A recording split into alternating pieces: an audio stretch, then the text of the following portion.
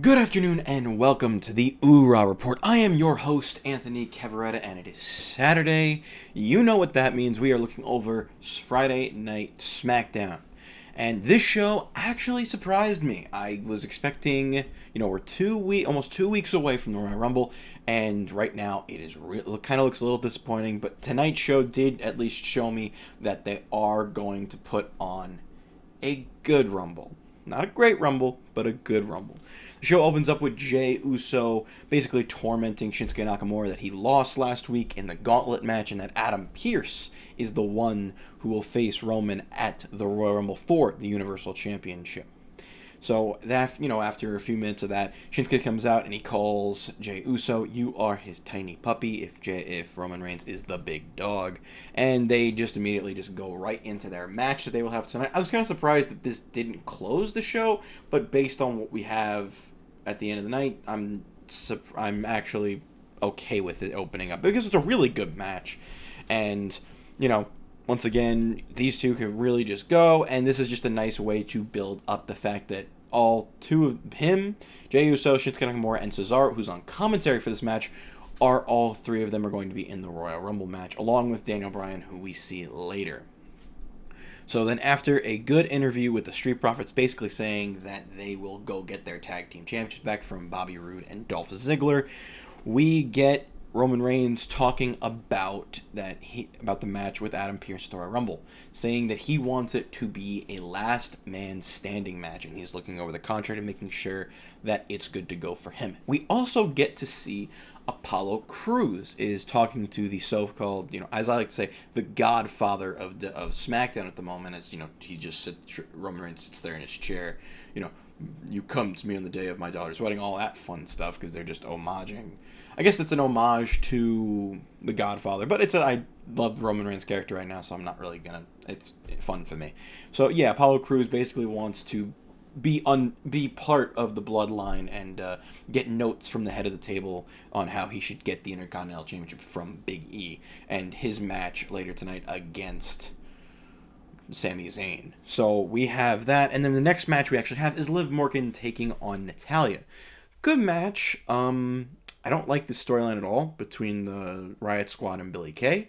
Billie Kay does get involved at the end of the match, costing Liv Morgan the match, and yeah, I don't like this. I do not like this storyline. Once again, it comes back to the fact that Billie Kay and Peyton Royce were a good tag team before. I don't understand why they have to do this whole, we're searching for tag partners. You were such a good tag team, and you ruined it. Bothers me so much. But yeah, no, I don't see where this is going besides this telling us, all these women are going to be in the Rumble. Yay. I don't get it. So now we actually go to another match right after that as Rey takes on King Corbin. The matches haven't been repetitive tonight, which is really good. It's nice and, it's refreshing to see SmackDown not do the same 5 matches in a row again like they've been doing the past few weeks. So we get Rey versus Corbin. It's a filler match, nothing really to say. They talk about how they're going to be in the Rumble and all that. Dominik's on commentary for this, and he does get kind of involved in the finish. Not a lot, but he does get involved and gets hit by Corbin, and basically Corbin wins after that, and then after the match you get Dominik telling Rey, you always stood up to bigger guys, and Rey's like, I always went in with a plan. And I like what they're doing is they're kind of building that Dominik is still not mature to be a wrestler yet, but he is a signed superstar. So they're probably building up to have either a handicap match or something along the lines, or just Dominik versus Corbin one-on-one, which I'm okay with. I've seen Dominik's work when he fought Rollins earlier, in 2020, and I think he could go with Corbin for a bit, and Corbin, he's a safe pair of hands to work with, and it should be fun to watch. So after that, we get actually a really fun segment. I was surprised when they announced this. Bayley gets her own little talk show called Ding Dong Hello, and it's actually it reminds me a little bit of Britt Baker's segment on AEW this past week, and it's fun, but unlike the Britt Baker segment on I think it was the Waiting Room, This one actually serves a purpose. Bayley brings out Bianca Belair. They trash talk for a little bit, and she says how much more athletic she is and how much better she is than Bayley, and Bayley just says, all right, and they set up to have an obstacle course thing next week on SmackDown. I don't really get the whole... It's good. It's a really good segment, and they're kind of just building to these two facing off in the Rumble. And once again, I say it every single week. I like Bianca Belair, and I think she's one of the front runners in this Rumble, and we will do my Rumble review right after the SmackDown review the week before the last SmackDown, the go-home SmackDown before the Royal Rumble. So after that fun segment, we get Daniel Bryan versus Cesaro, and I fucking love this match.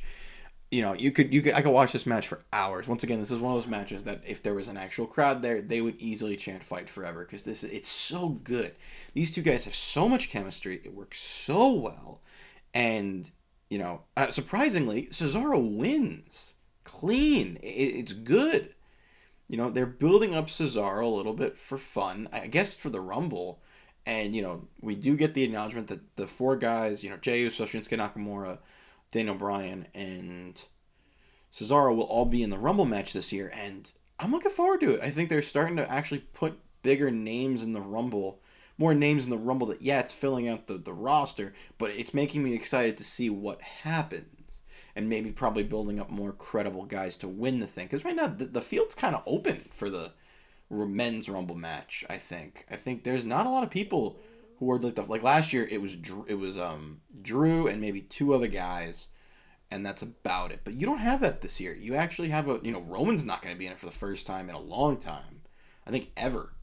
Because he's been in the Rumble match every year since he came up to the main roster, and we won't have him this year, so I'm interested to see who they build up.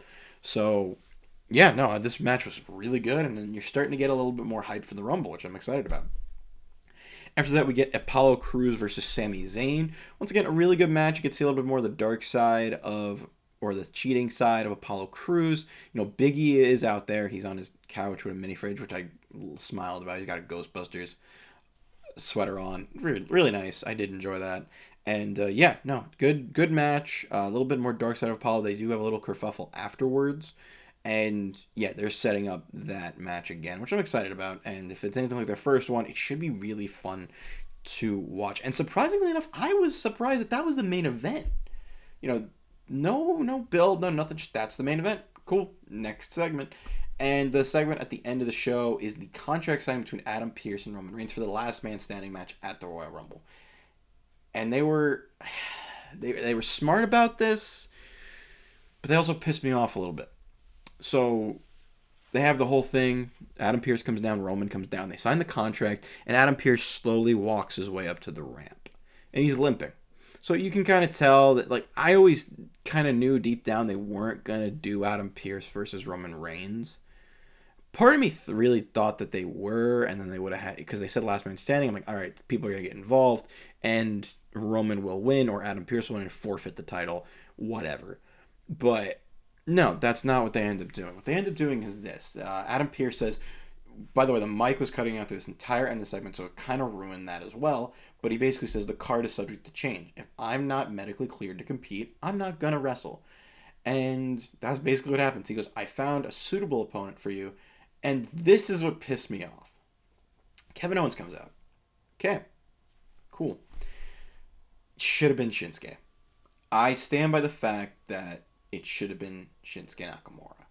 Here's my thing. I understood, and I knew ahead of time. A lot of people reached out to me in the comments saying, "You really think they're gonna do Pearce versus Roman?" I said maybe. To be honest, I knew they weren't gonna do it. It pissed me off that they even thought about doing it.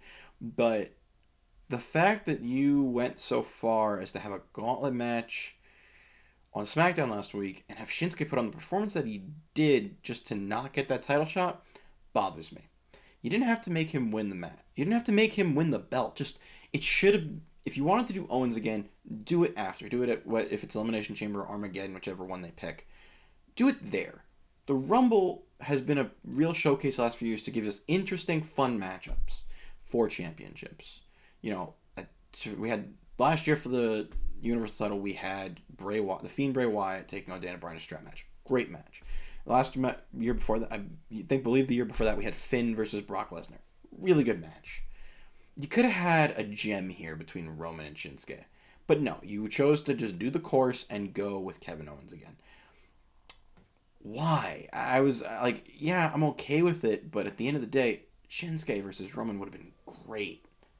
We saw what they could do in the Royal Rumble when Shinsuke won the thing in 2018, as they were the final two. It was so good. Give them 20 minutes, they could put on a show for you. But no, we're going to get Kevin Owens, which I'm not mad. Don't get me wrong, I'm not mad. I'm just disappointed with that choice. So, at the end of the day, SmackDown was actually really good. I was really happy with the show. Not no many big hiccups, to be honest. I was really pleased with all the matches we had, maybe except for the Liv Morgan match. But the segments were solid.